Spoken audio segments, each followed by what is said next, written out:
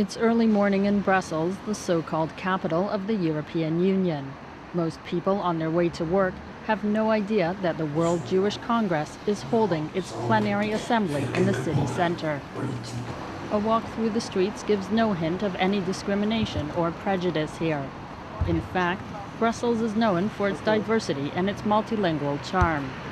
This culture-filled city is split into two, the French and Flemish communities, though there is a sizable immigrant population as well. The people live very peacefully here together. The people has normally never problem. It's just in politics is a problem going on, not between the people. While day-to-day life in Europe looks harmonious on the surface, the local Jewish communities say anti-Semitic slurs, stabbings, and even arson attacks are becoming more frequent. One thing I can tell you, that is that the acts of anti-Semitism, of acts of anti-Semitism in Belgium are on the rise. It's no coincidence that the WJC's assembly took place in Brussels. Belgium is second only to France of all the European nations in the number of anti-Semitic attacks on its soil. Locals say the racist incidents are not triggered by native Belgians, but rather by immigrants. What is happening? There are anti-Semitic incidents, serious incidents, more serious than we ever had them since the beginning of the Intifada. And we know exactly where those incidents come from, why they're happening. And you can feel it especially by Orthodox Jews. This means the last few years, when they went to synagogues on Friday night or Saturday morning, they were insulted and sometimes attacked by youngsters who are coming from Arab origin. You have had some attacks, mostly from young Arabs, frustrated against some Jews.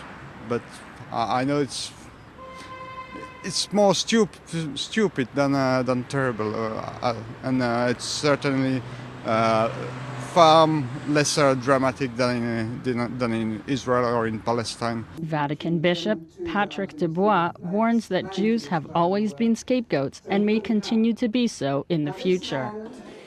Yeah, I think there have always been an anti-Semitism, and I think now we are going far from the war, and the anti-Semites feel free to speak and to act. But I think they were always here. We are not to dream. I think when the Jews are dreaming, they are in danger. Me, I don't believe in any Oslo for the diaspora. What do you mean when the Jews are dreaming? I think the Jews were dreaming to be well and to be accepted. Me, I think the anti-Semitism will stay until the end of the world, so we have to fight until the end of the world. When you begin to dream, you don't fight anymore, and the beginning of the nightmare. In his speech to the convention, Edgar Bronfman, president of the WJC, which some refer to as the Parliament of Diaspora Jewry, told delegates the Congress must push European nations and others to do more to combat attacks against Jews. Thierry Vuylsteke, the Belgian representative to European Security Council, also said his government sees anti-Semitic violence as more than just an attack on the Jewish people. This society has the duty to protect. The democracy is a system that has to protect religions, freedoms, and minorities. The Jewish community in our country has, I think, an important role to play in the fight against racism and also against extremism.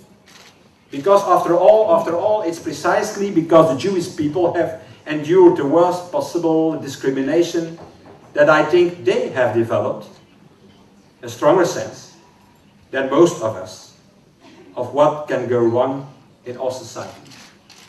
Delegates at this conference say that Western European governments now understand that the rise of anti-Semitism in their countries is not just against Jews, but an attack on democracy itself.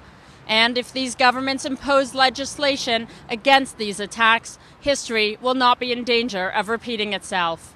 For IBA News, this is Viva Press in Brussels.